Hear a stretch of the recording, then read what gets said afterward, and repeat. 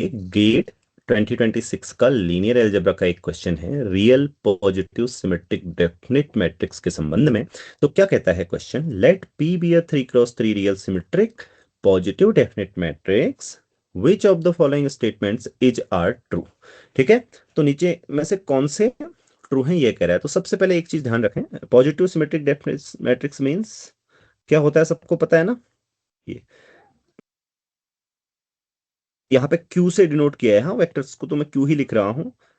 Q P, Q transpose P Q, ध्यान रखना Q matrix नहीं बल्कि एक कॉलम वेक्टर है 3x3 का, is greater than zero for all Q in are Q slash zero. ठीक है ना, सबको पता है। स्ट्रिक्टली पॉजिटिव होगा सभी क्यू के लिए, कॉलम वेक्टर क्यू के लिए, और जीरो के लिए तो जीरो होता है ऑब्वियसली। ये है पॉजिटिव सिमेट्रिक डेफिनेट मैट्रिक्स की डेफिनेशन। तो सबसे पहले वाला देखते हैं। Oh sorry sorry, I am really sorry, हाँ सर, एक्चुअली थ्री ऐसे क्रॉस नहीं है। थ्री बोला है हाँ हाँ मैट्रिक्स। हाँ, एक्चुअली हम एक्स से ही नोट करेंगे, मुझे सॉरी फॉर द कंफ्यूजन। ठीक है, सो उसने तो मैट्रिक्स से ली है क्यू। तो Q trans x transpose P x is strictly greater than zero for all non zero x. ये सबको क्लियर है, ये बहुत आसान है देखो। ठीक है, कोई भी इसे कर सकता है इजीली एग्जाम में, बहुत ही आसानी से। ये गलत नहीं होना चाहिए। ये पूछा है आपसे पहला वाला कि ए है is a positive symmetric definite matrix. सबसे पहली बात ये ध्यान रख लें कि ये सिमेट्रिक तो है, इसमें कोई संदेह नहीं है। इस सिमेट्रिक राइट, पहले सिमेट्रिक होनी चाहिए, सिमेट्रिक है राइट। अब सिमेट्रिक के बाद हमें चेक करना है क्या ये पॉजिटिव डेफिनेट होगी। पॉजिटिव डेफिनेट चेक करने के लिए सिर्फ हमें ये चेक करना है कि ये नॉन जीरो एक्सिस के लिए जो रियल नंबर आ रहा है ये क्या ग्रेटर देन जीरो होगा। तो सबसे पहले आप ध्यान रहे ये एक अपने आप में वेक्टर है, क्यू एक्स का ट्रांसपोज में इसे लिख सकता हूं। क्यू एक 3x3 की मैट्रिक्स है, पी क्यू एक्स, बस इतने से इसके सारे ऑप्शन सॉल्व हो जाएंगे। ठीक है, ध्यान रखना इसके पॉजिटिव डेफिनेट होने के बारे में पूछा है for all non zero Q. अब आप सोचो ये कब जीरो आ सकता है। ऐसा हो सकता है कि क्यू एक्स में be zero but x is non zero right, this may be possible.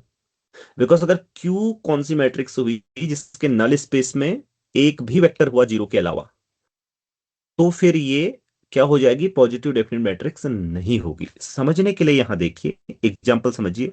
जैसे ये मैट्रिक्स है 1 0 0 0 0 1 0 0 0, ये भी एक क्यू है। अब इसमें आप ये वेक्टर लीजिए 0 0 1, इसकी मल्टीप्लाई करने पर आप पाएंगे कि 0 0 0 वेक्टर आ गया राइट। मैट्रिक्स तो हमारे पास क्यू ये थी, लेकिन अगर आपने एक्स नॉन जीरो वेक्टर रखा तो यहां पे जीरो आ गया, यहां पे जीरो आ गया, ये जीरो हो गया, तो नॉन जीरो एक्स के लिए भी हमें जीरो मिल गया। तो इसका मतलब ये मैट्रिक्स उस केस में आपकी पॉजिटिव डेफिनेट नहीं रही।